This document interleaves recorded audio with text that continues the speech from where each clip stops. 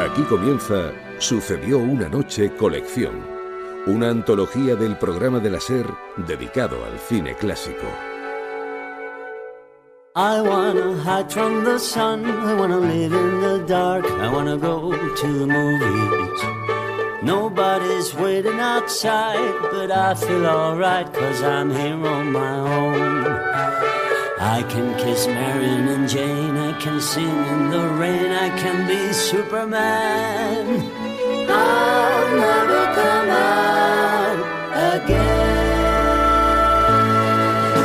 Las estrellas míticas, los grandes directores, las películas inolvidables. Dirige y presenta Antonio Martínez. Hola, ¿qué tal? Bienvenidos a Sucedió una noche colección.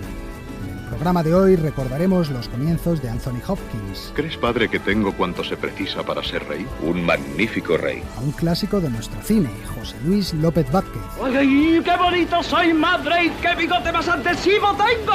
Os contaremos la historia real de un personaje que muchos solo conocen por el cine, la emperatriz Sisi. Siento desconfianza sobre mi futuro como emperatriz, así que me preparo para una nueva carrera, amazona de circo. Revisaremos una de las superproducciones más famosas de la historia del cine. Reunid vuestras familias y vuestros rebaños, debemos seguir inmediatamente. ¿A dónde? ¿Ahogarnos en el mar? Alberto Romero nos contará sus gustos y terrores cinematográficos. Y al final de La escalera, de Peter Medak. Yo creo que es, junto con El Resplandor, las dos películas de terror que no puedo aún a día de hoy ver solo. Me dan muchísimo miedo. I wanna hide from the sun, wanna live in the dark, and I'll never come back. El espectáculo está a punto de comenzar. Pero no se alarmen ustedes, no les cobraremos la entrada. Tell you about them sobbing women who lived in the Roman days. It seems that they all went swimming while their men was off to graze. Well, a Roman troop was riding by and saw them in there, me oh my. So they took them all back home to dry. At least that's what Plutarch says. Oh, yes, them women was sobbing, sobbing, sobbing, fit to be tied. Every muscle was throbbing, throbbing from that riotous ride.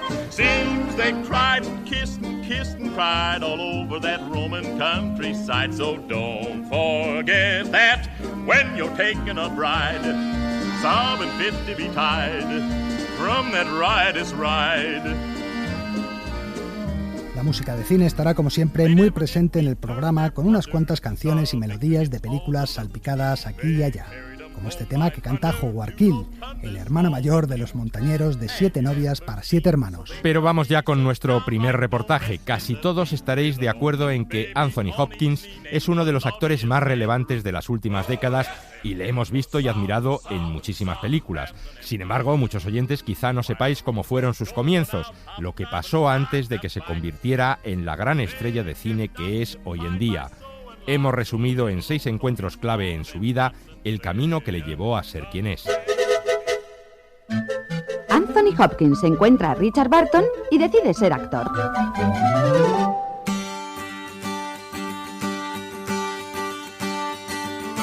Era el tonto de la clase, una completa nulidad para los estudios, un niño torpe y solitario con mucho genio y ningún amigo.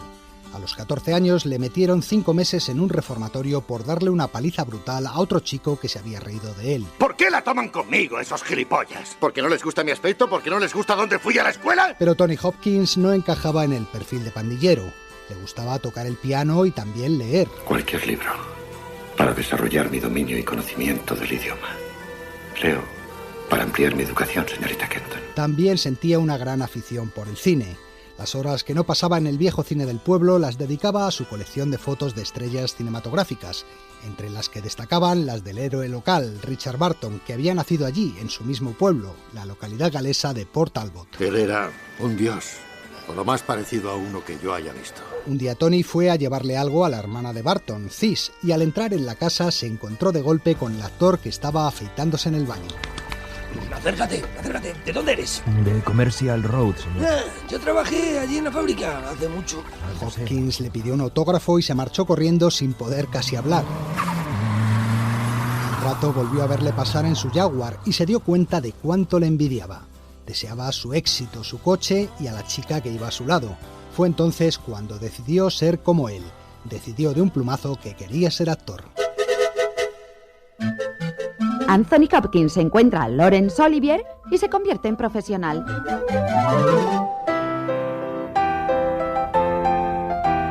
El siguiente, por favor, el siguiente. Hola, ¿cómo te llamas? Anthony Hopkins, señor. Muy bien, ¿y qué vas a interpretar? Otelo, señor. ¿Qué escena? La del lecho, señor. Caramba. Tienes valor, vale. Bueno, pues nada, adelante cuando quieras. Laurence Olivier, director por entonces del Teatro Nacional, advirtió enseguida el talento del joven Anthony y le admitió en su compañía. ¿Por qué me voy a preocupar si me sé todo el papel? Si llevo semanas preparándome el primer paso. Fuera nervios. Relajación. Sobre todo relajación. Mucha relajación. Hola, chaval. Sí. Ánimo. Solo te quedan 2 minutos para entrar en escena. ¿Qué? El día de su debut estaba tan nervioso que recitó su diálogo y parte del de otro actor, pero aquello quedó solo en una anécdota. Rápidamente fue ganando peso dentro de la compañía y cuando Olivier cayó repentinamente enfermo, Anthony Hopkins fue elegido para sustituirle en los papeles principales. Ahora solo tengo un deseo, verte coronado rey. Los éxitos fueron llegando. En pocos años la prensa le consideraba ya el heredero natural en el teatro británico de su maestro Laurence Olivier. ¿Crees, padre, que tengo cuanto se precisa para ser rey? Un magnífico rey. Anthony Hopkins encuentra a Katharine Hepburn y aprende el arte de la interpretación cinematográfica.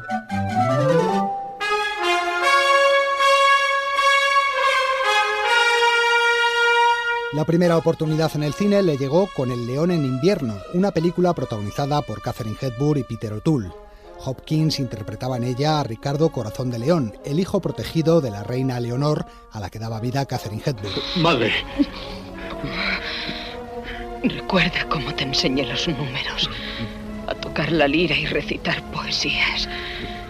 Sí, te enseñé a bailar toda la música que conocía y cómo amar lo que es bello. Pero no fue eso lo único que la Hepburn le enseñó al joven Hopkins. Ven, chico, ven, acompáñame a tomar un café. Vamos a ver, esa escena que hemos rodado antes no ha estado mal. Pero permíteme una pregunta. ¿A ti te gusta la cámara? Bueno, yo supongo que sí. Entonces, ¿por qué demonios interpretas toda la escena de espaldas a ella? Mira, allí está la maldita lente, enfocándote a ti. Sí. Esta escena es tuya. Si no la quieres, te aseguro que yo sí voy a aprovecharla. Puedo hacerte desaparecer de la maldita pantalla. Venga, vamos a rodarla de nuevo. Hicimos 15 tomas de aquella escena y la Hepburn no dejaba de decir: dejad que lo haga otra vez, vamos, dejad que haga otra. Ella me enseñó. Anthony Hopkins encuentra a Richard Attenborough y consigue sus primeros éxitos en el cine.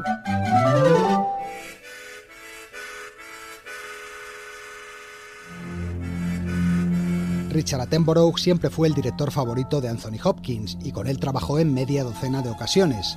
Fue él quien le proporcionó sus primeros éxitos en la pantalla, primero en Gran Bretaña con El joven Winston y Un puente lejano. Tenía intención de viajar al oeste, donde he oído que tenemos un paisaje espléndido. Y cuando a mediados de los 70 Hopkins decidió trasladarse a Hollywood, entre otras cosas para pagar menos impuestos, allí estaba de nuevo Attenborough para ofrecerle su primer éxito americano, Magia, una película en la que el actor interpretaba a un ventrílocuo psicópata y con doble personalidad, la suya y la de su muñeco. A mí no me pasa nada malo. Yo lo sé y tú lo sabes, pero esos tipos imbéciles que dominan el mundo nos odian porque somos especiales. Te meterán en algún sitio profundo y aislado. No hables así, te lo ruego. Y tú no digas tonterías, estúpido. El de Magia fue uno de los primeros personajes inquietantes de los muchos que ha interpretado Hopkins a lo largo de su carrera y sirvió además para darle a conocer en Hollywood. Oye, ¿sabes lo que creo? No, ¿qué es lo que crees? ¡Que vamos a ser una estrella! Pero no fue tan fácil. Después de esta película llegarían otras como El hombre elefante o Motín a bordo, pero la verdad es que los productores no se volvían locos por contratarle. Desde luego no eres el hombre más fácil del mundo para llevarse bien. Sin embargo, no me negarás que soy honrado y pongo todas las cartas sobre la mesa. En la profesión eran conocidos su mal carácter y su afición a la bebida, que provocaban continuas discusiones durante los rodajes con directores y compañeros. Hemos estado cerca, ¿qué demonios? ¡Siéntate! ¡Siéntate, digo! Ha sido culpa tuya. Hemos empezado bien, pero luego tú me has distraído. En ocasiones llegaba incluso a la violencia física. Aunque afortunadamente esos tiempos ya han quedado atrás, como reconoce el propio Hopkins. Tengo un temperamento muy caliente, muy mal genio, y bueno, lo tenía. Ahora me controlo un poco más porque me he dado cuenta de que no es práctico hacer siempre ¡ah! Anthony Hopkins se encuentra a sí mismo y rectifica a tiempo.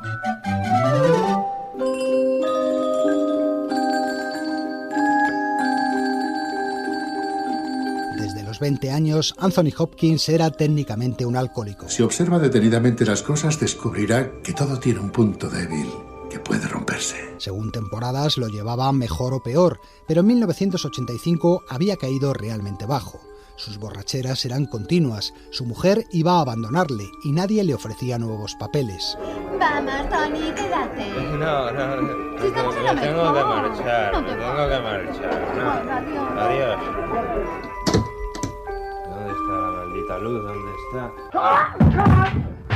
Fue al salir de una de tantas fiestas. Allí, tirado en la escalera de una casa que no conocía, se vio a sí mismo con otros ojos por primera vez. Me di cuenta de que me estaba quemando y de que iba a perder todo lo que más quería. A mi mujer, mi carrera. Sentía que el final de mi vida estaba muy próximo. Anthony Hopkins bajó a la calle, entró en una cabina y marcó un número de teléfono. Buenos días, Alcohólicos Anónimos, dígame. Hola, buenos días, me llamo Anthony Hopkins y necesita ayuda, ¿verdad? Sí. No se preocupe, mire, nuestras oficinas están en Westwood. Yo me llamo Dorothy y estaría encantada en que nos viéramos ahora mismo. Ahora mismo. Al día siguiente iniciaba una cura de desintoxicación y desde entonces no ha vuelto a probar una sola gota de alcohol. Todos los hombres caemos en desgracia una vez en la vida. ¿Tú me crees, Margaret? Sí, claro que te creo. Anthony Hopkins encuentra a Jonathan Demme y se convierte en inmortal.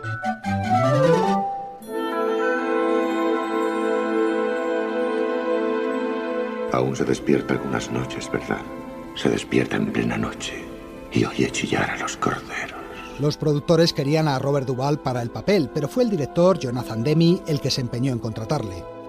Le había impresionado mucho el sonido de su voz y la profundidad de sus ojos en El hombre elefante, y esas eran las cualidades que quería para Hannibal Lecter. Cuando te ocurre algo así tan tarde en la vida, completamente inesperado, llega con tanta fuerza. Anthony Hopkins no dejó escapar la oportunidad que se le brindaba y, tomando elementos del asesino Charles Manson, de Margaret Thatcher y de él mismo, creó uno de los personajes más escalofriantes de la historia del cine. Uno del censo intentó hacerme una encuesta. Me comí su hígado, acompañado de habas y un buen Chianti.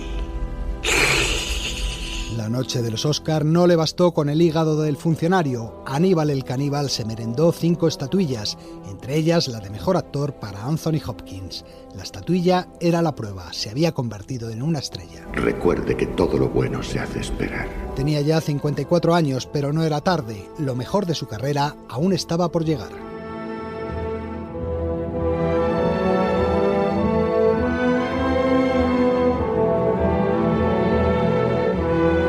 Sucedió una noche, un programa de la cadena SER y el canal de televisión TFM.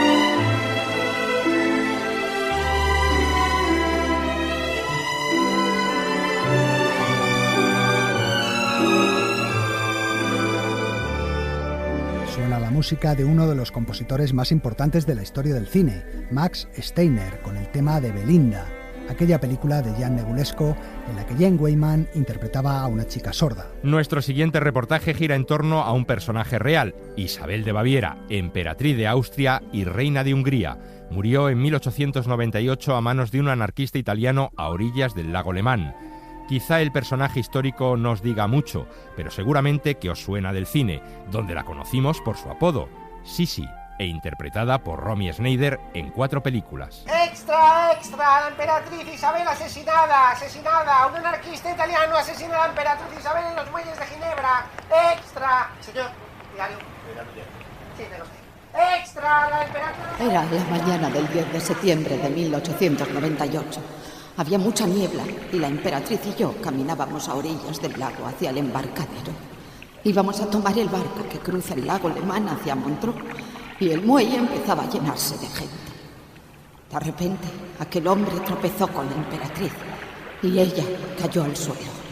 Todo fue muy rápido, tan rápido que ninguno nos dimos cuenta de qué había pasado. La emperatriz se levantó diciendo que estaba bien y nos ordenó continuar el viaje. Estaba pálida, pero siguió caminando hacia el barco. Cuando el vapor acababa de zarpar, se desmayó y fue al abrirle la camisa para desabrocharle el corsé cuando descubrimos una pequeña mancha de sangre del tamaño de una moneda. Volvimos al hotel, pero ya no se pudo hacer nada. La herida producida por un estilete muy afilado y agudo apenas produjo hemorragia. Según los médicos, la sangre cayó gota a gota en el pericardio y el corazón se fue paralizando.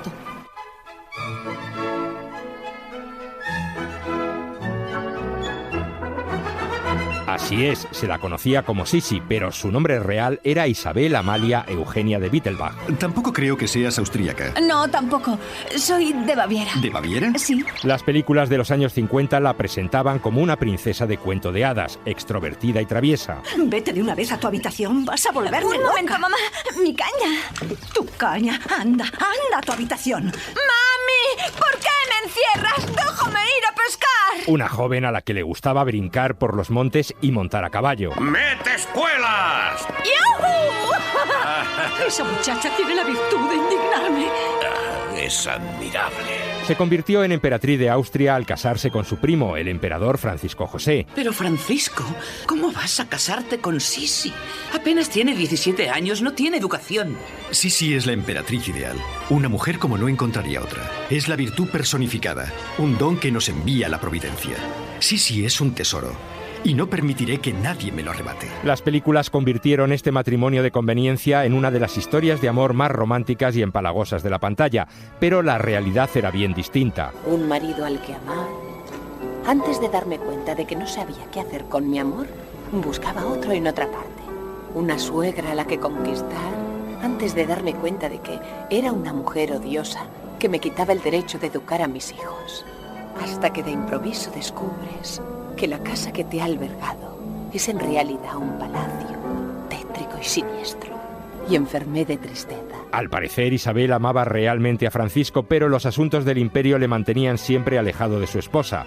De esta forma, Sisi se fue convirtiendo en una mujer neurótica, anoréxica y tremendamente infeliz, hasta que decidió seguir el consejo que un día le había dado su padre. Hija mía, recuerda bien esto. Si alguna vez eres presa de preocupaciones y disgustos, aléjate de todo, abre los ojos y adéntrate en el bosque. Sisi no se adentró en el bosque, sino que se dedicó a viajar por toda Europa huyendo de su corte. Así es como me defiendo, con la fuga. Dicen que soy extravagante, pero también lo decían antes, cuando comprendieron que odiaba el Hofburg como una cárcel, que no quería un marido siempre lejos de mí, de uniforme, siempre haciendo la guerra, perdiendo la guerra. No importa lo que diga o haga, siempre se me critica, así que ¿por qué no hacer lo que quiera? Siempre vestida de negro y con la cara cubierta por un abanico o un velo. No quería que la gente viese las arrugas en su rostro. Ya sabes que detesto que me observen. Sé lo que están pensando, si está más viejo o no. Tonterías, irán corriendo a sus casas para contarle a todo el mundo que han visto a la emperatriz más bella, la mujer más bella del mundo. Así, hasta que encontró la muerte en Suiza en un atentado que en principio ni siquiera iba dirigido contra ella. El anarquista Luigi Lucchini había planeado asesinar a un aspirante de la Casa de Orleans al trono francés, pero su visita a Ginebra fue cancelada a última hora, y esa mañana leyó en el periódico que la emperatriz Isabel estaba en la ciudad. Así que decidió cambiar de objetivo para desgracia de Sisi. Un final que nada tiene que ver con aquel relato almibarado lleno de valses y miriñaques de las películas que convirtieron en leyenda rosa la vida de una mujer tremendamente desgraciada.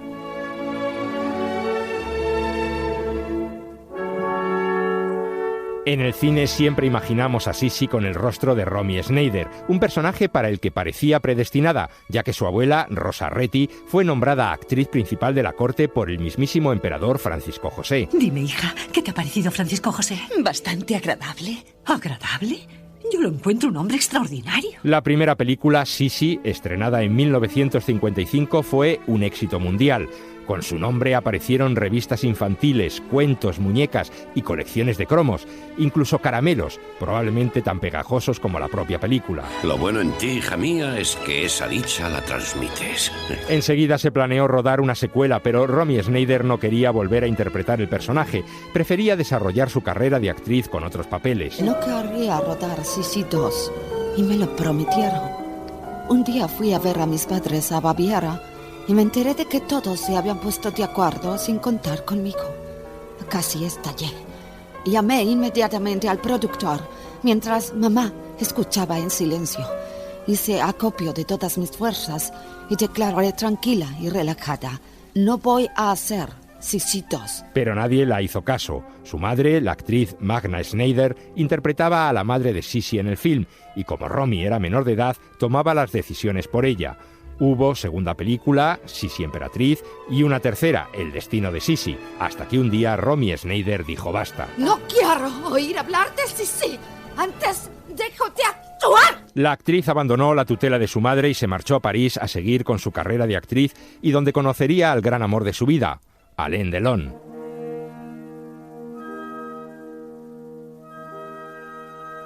En realidad, Romy Schneider no cumplió su palabra y en 1972 se puso a las órdenes de Luchino Visconti para interpretar de nuevo al personaje en Luis II de Baviera, El Rey Loco, una película, desde luego, muy diferente a las anteriores. Un cambio, lugares y caras nuevas, es suficiente para que una mujer, curiosa por naturaleza como yo, se sienta satisfecha. Sisi era prima del rey de Baviera y este la amaba, aunque acabó casándose con su hermana. Cásate con Sofía. Pero yo nunca he amado a otra mujer, solo a ti. El amor también es un deber. Y el tuyo es el de construirte una realidad. Visconti le dio a Romy la oportunidad de interpretar a la verdadera Isabel de Austria, una mujer madura y triste. También una Sisi madura y triste fue la que compuso Ava Gardner en la película Mayerling, dirigida en 1968 por Terence Young. En todo caso, es una felicidad volver a verte. La monotonía de esa frase tiene cierto encanto. Mayerling, protagonizada por Omar Sharif y Catherine Deneuve, contaba la historia del hijo de Francisco e Isabel, Rodolfo, que se suicidó junto a su amante cuando el emperador se negó a aprobar su matrimonio. Quería saber cómo está mi hijo. Le veo preocupado, Majestad, y agotado. Pobre Rudolf. No nació para esta vida que le obligan a llevar. Ha habido también Sisi en versión animada. En 1997 la televisión francesa produjo una serie de dibujos animados y en 2007 se estrenó la película El reino de los chiflados, una producción alemana también de animación que contaba en tono paródico la historia de amor de la pareja imperial. ¡Franz! ¡Sisi! ¡Franz! ¡Sisi! ¡Franz! ¡Sisi! ¡Franz! ¡Sisi! ¡Oh, Franz! ¡Oh! Isabel de Baviera es hoy en día recordada sobre todo por el cine, aunque algunas de las películas que la han retratado nada tengan que ver con la realidad. Los reinantes como nosotros no tienen historia. Sirven de ostentación. Se les olvida pronto, a menos que nos den algo de importancia asesinándonos.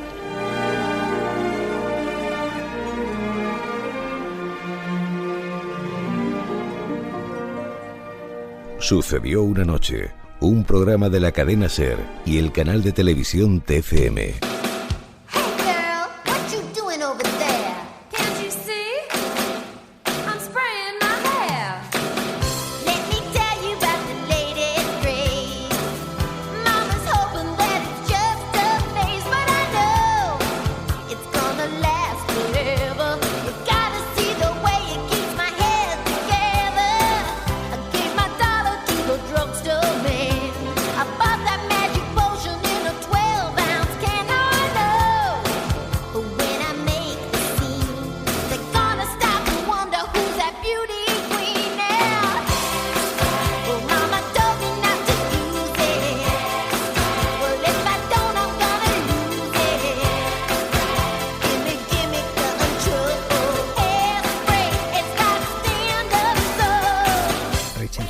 Es esta chica tan maja que canta, y lo que canta es el tema principal de Hairspray, la película que dirigió John Waters en 1988, con Divine, Debbie Harry o Sonny Bono en su reparto, y de la que luego en 2007 se haría un remake protagonizado entre otros por John Travolta o Michelle Pfeiffer.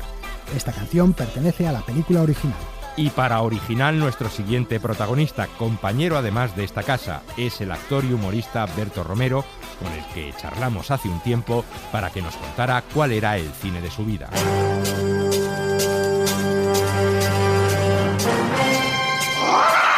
Tengo claras algunas de las primeras experiencias cinematográficas de mi vida. Recuerdo muy vagamente que mi padre me llevaba al cine del pueblo a ver películas de Bruce Lee, que me parecían un coñazo, porque, o por lo menos las que a mí me dejó ver en aquella época, o las que proyectaban en el cine del pueblo, no eran muy buenas. Recuerdo una, sobre todo, que se pasaba en la película yendo de una escuela de karate a otra a darse hostias y ya está. ¿Cuál es su estilo? ¿Mi estilo? Yo diría que es el arte de luchar sin luchar. No entiendo eso de luchar sin luchar. Demuéstremelo. Y luego recuerdo ver dos experiencias de terror, además, Tiburón y Al final de la escalera, de Peter Medak. La señorita Huxley. Oh, Minnie es una anciana excéntrica, pero nunca... No. Ella dijo que la casa no quería ser habitada, pero se equivoca. Sea lo que sea, está intentando comunicarse. Desesperadamente, los golpetazos, los grifos abiertos, la ventana rota, el cristal se rompió desde el interior. Todo lo que sucede es para guiarme hacia el final de la escalera. Que me volvió loco de terror. Yo creo que es, junto con El Resplandor, las dos películas de terror que no puedo aún a día de hoy ver solo. Me dan muchísimo miedo. Okay, Corral. Okay, Corral. They're the outlaw band, make their final stand. Okay, Corral. Y luego hay otros géneros, por ejemplo el western a mí me da sueño. Nosotros no permitimos que nadie lleve armas en Dodge City, ¿no lo han notado? ¿Nosotros quiénes? Oh, perdonen, ¿no me he presentado? Soy el sheriff, Wyatt Earp. Oh. Porque lo relaciono con las tardes de sábado en mi casa. Mi madre me ponía mucha leche con galletas y un western, y entonces yo me dormía. Entonces, como los perros de Pavlov, pues oigo el sonido aquellas voces de western de otra vez borracho. ¿Ha visto usted a un hombre que monta un caballo de 7 pies? Y yo ya me duermo.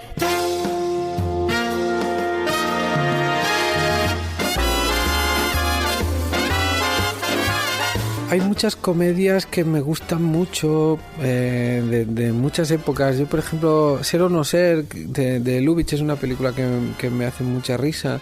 Los padres de ella es una comedia que he visto muchas veces también, que me resulta muy divertida. Oh, vaya, un jarrón precioso. A ver si lo adivino. Es otra de tus cámaras secretas, ¿no?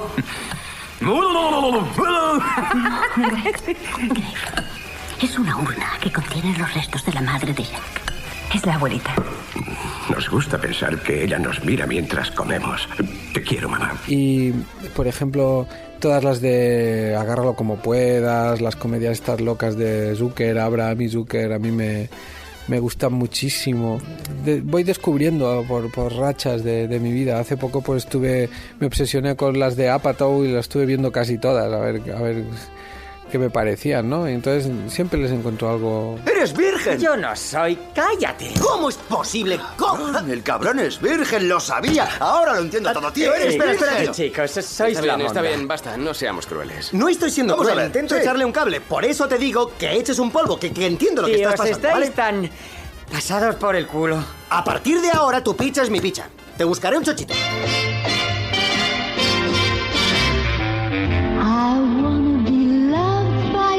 Just you, nobody else but you. I wanna be loved by you alone. No entiendo las comedias de Billy Wilder y siempre lo digo y me da como vergüenza reconocerlo, pero no me hacen gracia, me siento muy mal. Enhorabuena. ¿Y quién es ella? Ella soy yo. ¿Qué? Osgood se me ha declarado. Pensamos casarnos en junio. ¿Pero qué estás diciendo? Tú no puedes casarte con Osgood. ¿Demasiado viejo para mí? Me gustan sus dramas y las mezclas de comedia y drama me encantan, pero cuando se pone a hacer comedia me parecen muy cerebrales. Y bueno, cada uno tiene sus filias y sus fobias. Por ejemplo, el cine es tan rico y yo me siento soy muy cinéfilo, me gusta mucho el cine. Mi vida está construida con recuerdos de cine. Yo cuando voy de viaje a alguna ciudad normalmente acabo yendo a ver lugares que he visto en películas. Oh, the book was so much better than the picture. In the book she was a waitress, not a maid. And the man who was a cook was a lifeguard in the book. On top of that, his part was poorly played. Me gusta mucho seguirle la pista a los cómicos y ver cómo han sido sus vidas, son muy ejemplarizantes. Pero sí, me gustan mucho. Y los documentales.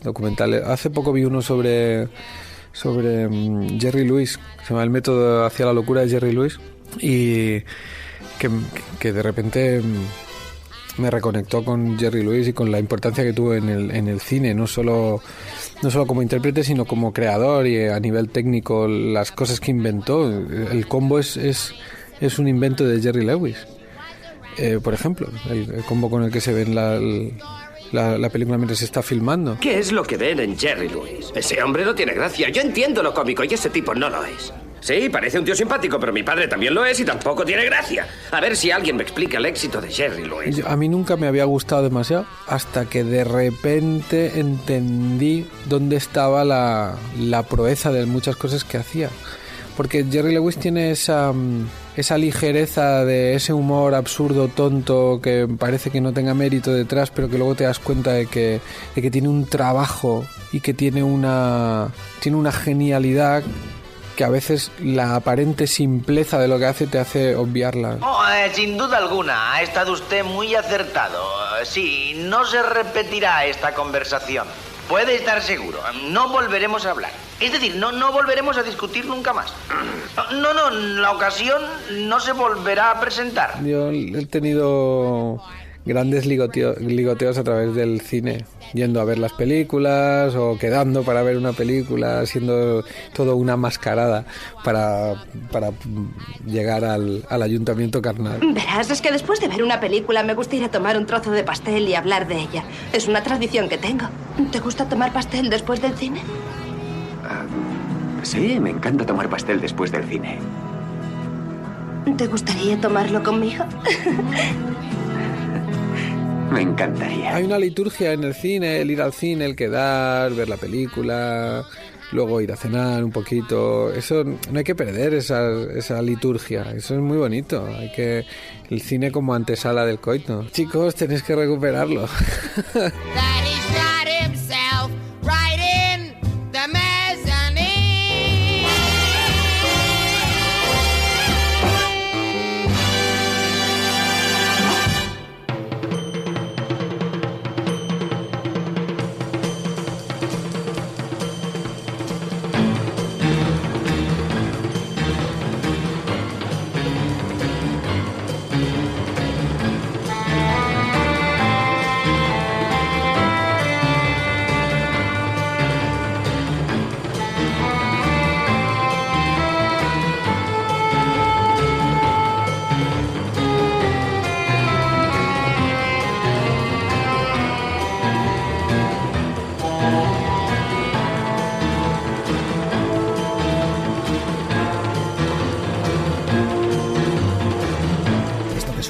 música que Henry Mancini compuso para la película Arabesco de Stanley Donen, protagonizada en 1966 por Sophia Loren y Gregory Peck.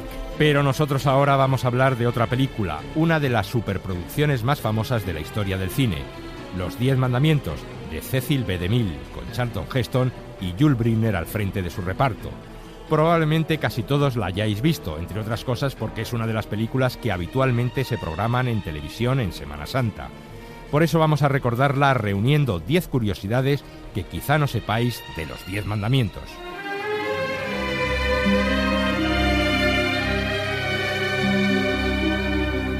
Uno. El director Cecil B. DeMille eligió a Charlton Heston para el papel por su enorme parecido físico con la estatua del Moisés de Miguel Ángel. Moisés. ¿Y Ramsés? A Ramsés, en cambio, le eligió en Broadway tras ver a Yul Brynner en la obra teatral Ana y el rey de Siam. Te traigo el mundo entero, hijo auténtico del faraón. Los 10 mandamientos lanzaría la carrera de Yul Brynner. Solo había un problema, la diferencia de talla entre los dos protagonistas principales. Mientras Heston pasaba del 1,90, Brynner medía solo 1,73. Esto no abrirá un abismo entre los dos. DeMille evitó todo lo posible que los dos aparecieran juntos y de pie en el mismo plano. Nada del mundo conseguirá que me incline ante ti, Moisés. Para el papel de la hija del faraón, la Paramount propuso a Audrey Hepburn. Su piel era blanca como el azahar. Eran sus ojos tan verdes como los cedros del Líbano y sus labios como rosas rojas. Pero a DeMille no le gustó porque decía tenía muy poco pecho.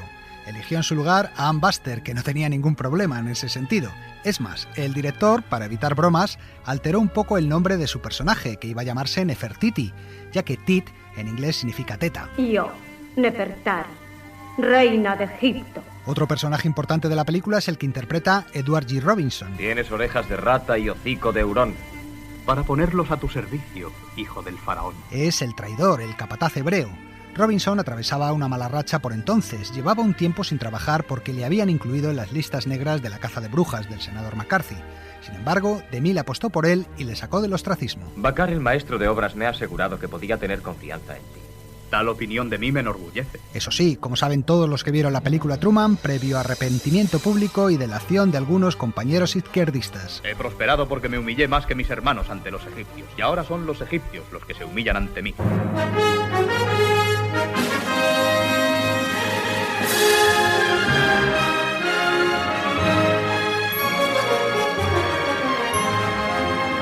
Dos, la película contó con uno de los mayores presupuestos asignados hasta entonces, $14 millones, que adaptándolos a la actualidad equivaldría a 120 millones de hoy en día. Y por el curso del Nilo arribarán 20 naves cargadas con riquezas iguales a las que ves aquí. En la película participaron 20.000 extras y 15.000 animales. Solo en la escena de la salida de Egipto se juntaron 14.000 figurantes. Son muchos, señor. Son muchos. ¿Cómo podré encontrar agua en el desierto para tal multitud? No obstante, para ahorrar dinero se recuperaron los decorados de la versión muda, rodada por el propio Cecil B. DeMille en 1923. Aquellos decorados habían quedado abandonados en el desierto de Guadalupe, en California, y la arena y el viento los había enterrado. Pues bien, fueron desenterrados y utilizados en la ciudad del faraón. Esas columnas conmemoran tu victoria de Kadesh, donde venciste a los amoritas. ¿Son las más altas de Egipto? Son las más altas de todo el mundo. 16 de esos leones faraónicos guardan sus puertas. Esta ciudad proclamará la gloria del gran Seti. También se ahorró bastante reutilizando elementos de atrecho de la película Sinué el egipcio, rodada 2 años antes. Asaltaremos la armería de Migdol y daremos espadas al pueblo. Armas, utensilios, carros y, por supuesto, gran parte del vestuario. Esta para la ceremonia del templo. Esto para mi noche de bodas.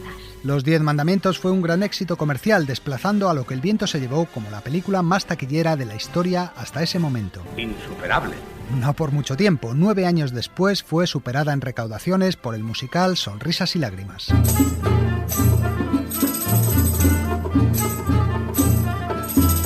Tres, solo el 5% de la película está rodada en Egipto. Por entonces, las relaciones de Hollywood con el régimen de Nasser no eran muy buenas. No ha puesto nunca nadie los pies en los senderos prohibidos del Sinaí.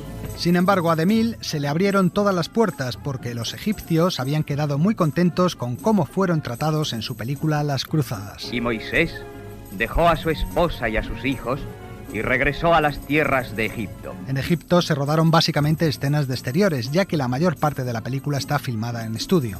A veces los dos tipos de localizaciones se mezclan en una misma escena. En la secuencia en la que Charlton Heston supervisa la construcción del obelisco, él y Vincent Price, que están en primer plano, actuaban en el estudio, mientras que los miles de extras que se ve al fondo tirando de las cuerdas fueron rodados en Egipto. Esa pendiente exige más presión para levantarla. Hace falta más arena. ¿Preparado el sistema de señales?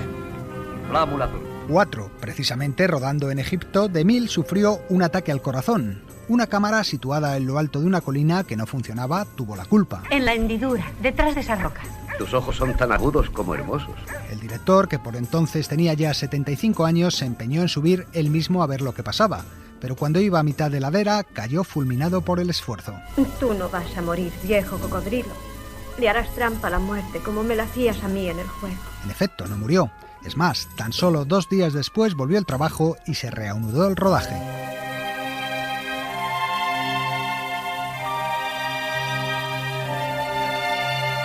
5. Además de su actuación, Charlton Heston hizo 2 contribuciones más a la película. Si el Dios de Abraham ha escogido para alguna misión a mi hijo, él conocerá su designio. y lo cumplirá. Heston prestó a la producción a su hijo Fraser, que acababa de nacer, para que hiciera el papel del bebé que es rescatado en las aguas del Nilo. DeMille esperó a filmar esa secuencia hasta el día en que Fraser cumplió 3 meses, ya que esa era la edad que la Biblia dice que tenía Moisés cuando fue puesto en la cesta de mimbre. ¿Qué has encontrado? La respuesta a mis plegarias. ¿Habías pedido un cesto a los dioses? No. Les había pedido un hijo. El segundo favor de Heston a la producción fue prestarle su voz. Tu voz no me es desconocida. Tú eres... Dios. Charlton Heston puso la voz a Dios en las escenas de la zarza encendida y la entrega de las tablas. El departamento de sonido alteró un poco su voz, pero en esencia, en esas escenas, Heston dialoga consigo mismo. Le escuchamos en la versión original. I am the God of thy father, the God of Abraham, the God of Isaac, and the God of Jacob. 6. Un Dios que se lo hace pasar bastante mal a los egipcios. Y Dios azotó a Egipto con toda clase de plagas, pero el corazón del faraón siguió inconmovible. Para hacer el efecto de convertir en sangre las aguas del Nilo, se situaron debajo del agua mangueras que arrojaban tinta roja y verde, para hacer así el color de la sangre más creíble. Aarón, levanta mi báculo y toca con su extremo el agua. Mirad, el sitio en que ha tocado está sangrando. El agua se vuelve sangre. Pero hay más plagas. He aquí, el granizo se acerca. Para hacer la escena del granizo se mezcló la imagen real con dibujos animados, un truco bastante eficaz que volvería a usarse en la película Sodoma y Gomorra. Vas a ver llover granizo de un cielo completamente despejado y arder como fuego al caer en el suelo. En cambio, la plaga de las ranas, que también fue rodada, se descartó del material final porque en vez de dar miedo, la escena resultaba cómica. Tienes que evitarme ese horror, Moisés.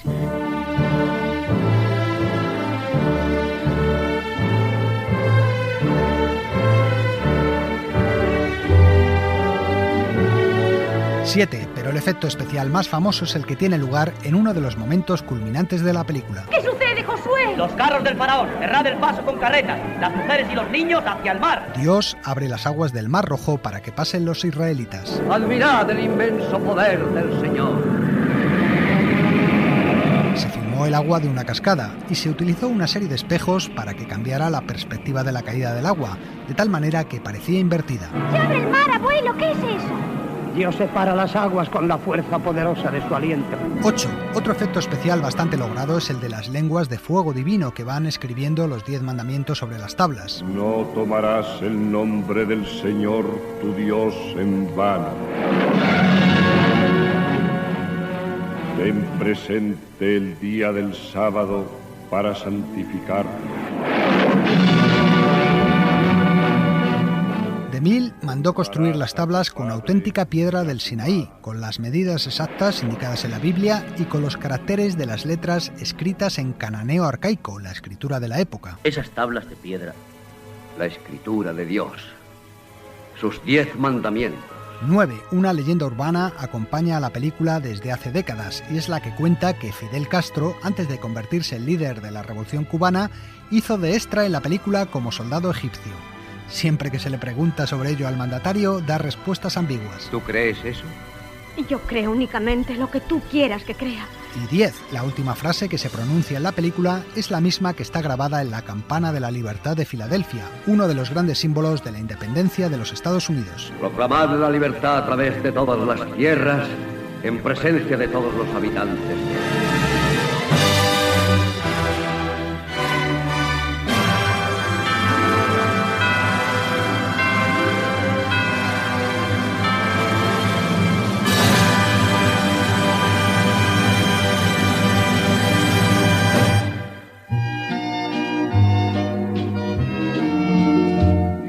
Fascination, I know, and it might have ended right then at the start.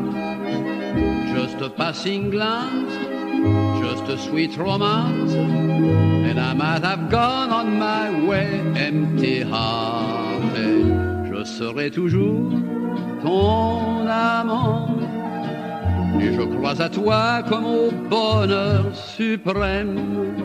Je te fuis parfois, mais je reviens quand même. C'est plus fort que moi, je t'aime. Este es Maurice Chevalier con una canción que interpretaba en la película Ariane de Billy Wilder.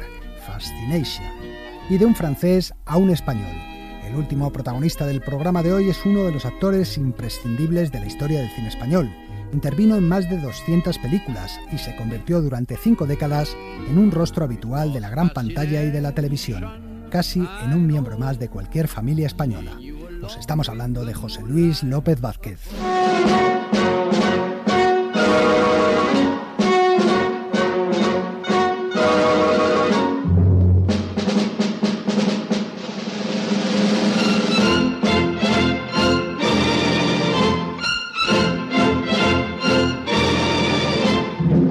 José Luis López Vázquez se le puede considerar un verdadero patrimonio nacional. El público español se ha identificado y se ha partido de risa gracias a este hombre moreno que ha interpretado todos los papeles cómicos habidos y por haber. ¡Ay, qué bonito soy, madre! ¡Y qué bigote más adhesivo tengo! Gracias a sus personajes de Eterno Gruñón, el Ligón de Suecas o el del Padrino de la Gran Familia, fue uno de los grandes protagonistas de las comedias de lo que se llamó la España del desarrollo. ¿Cómo me has llamado? Juan, ¿no es tu nombre? Sí, pero como todos me llaman padrino. Oye, Paula. ¿Qué quieres? Te quiero a ti, cha, cha, cha, cha. ¿Así, tan de repente? De repente se enamora uno y de repente se casa uno, si una quiere. ¿No vas muy deprisa? No, es el ritmo, cha, cha, cha, cha. ¿Te imaginas ya delante del cura? ¿Quieres a Paula por esposa? Cha, cha, cha, cha. Su ritmo de trabajo en los años 60 y 70 fue tremendo. Hacía entre 5 y 9 películas al año con títulos como Objetivo Bikini, Operación Cabaretera o Cómo está el servicio. Eran películas populares con las que tuvo muchísimo éxito, aunque la carrera de José Luis López Vázquez fue mucho más allá.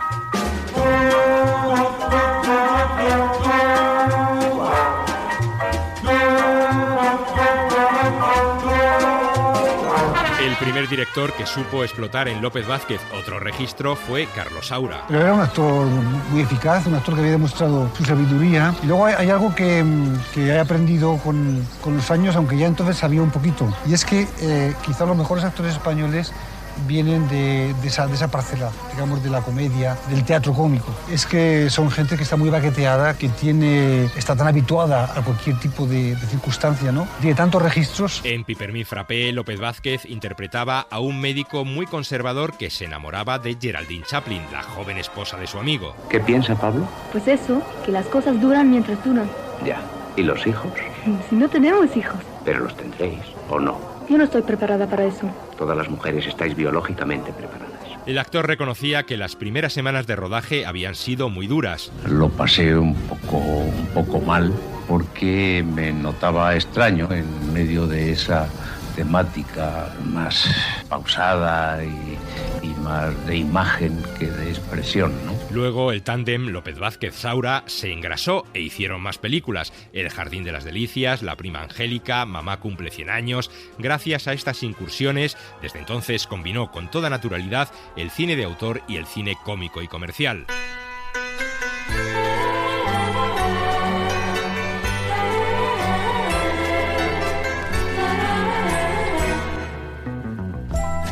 José Luis López Vázquez nació en Madrid el 11 de marzo de 1922. Su padre abandonó a la familia, su madre trabajaba de costurera y el niño se crió con la abuela.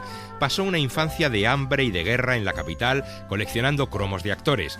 Después de la contienda empezó a colaborar con compañías de teatro aficionado haciendo pinitos como actor, pero ganándose el sueldo como pintor y decorador de atrecho. ¿Es usted el organizador? Diga, organizador en realidad, simplemente de la comisera. Yo quisiera que habláramos de las dietas.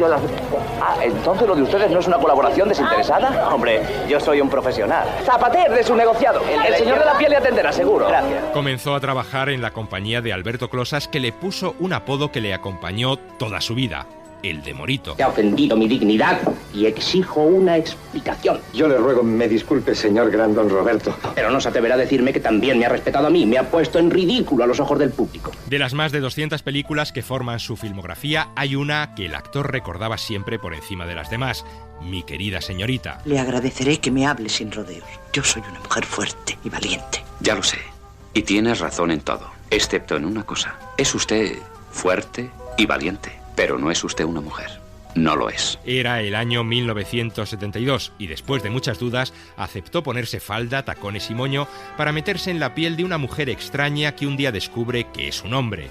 El director del film, Jaime de Armiñán, siempre recuerda que unos días antes de comenzar el rodaje, López Vázquez estuvo a punto de abandonar el proyecto. Pero le entró miedo y 8 o 10 días antes de empezar el rodaje decidió que no iba a hacer Mi querida señorita, con lo cual nosotros dijimos, pues que no la hagan. Si no la hacen, no se podía hacer la película porque era imposible cambiarlo. Dijimos, pues no hacemos la película. Y entonces José Luis a los 3 o 4 días rectificó y nos llamaba para tratar de contarnos que sí quería hacer Mi querida señorita, y entonces no nos poníamos al teléfono, ni José Luis Brown ni yo, hasta que ya por fin nos reunimos y quedamos en que se iniciaba el rodaje. También, ese mismo año, en 1972, se mete en otro territorio arriesgado, en La cabina, una película de 35 minutos para la televisión que dirigió Antonio Mercero. La cabina ganó un premio Emmy y resultó muy polémica por todas las interpretaciones políticas que surgieron. El corto fue tan impactante y creó tal psicosis entre el público que el actor hizo a continuación un anuncio para la compañía telefónica.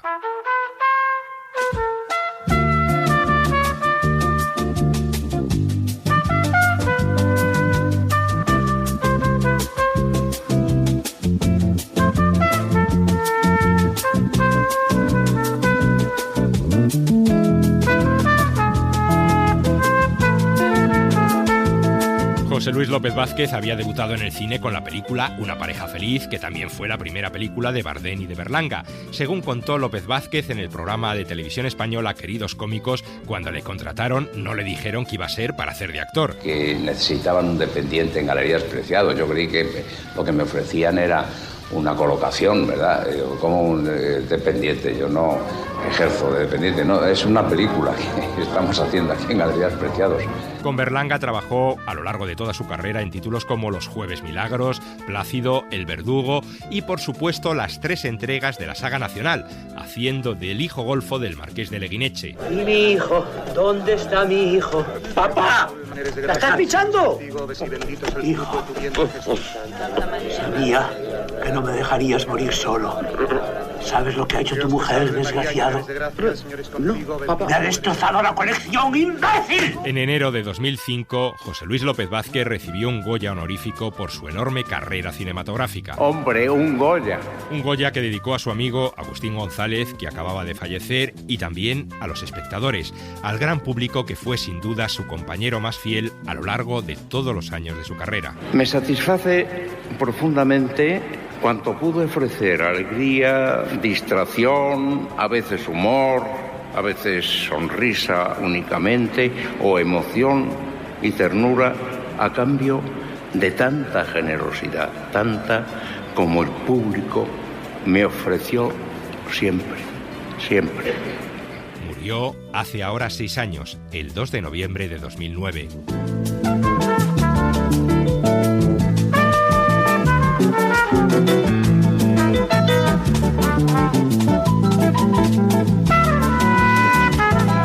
Sucedió una noche. El cine clásico en la SER.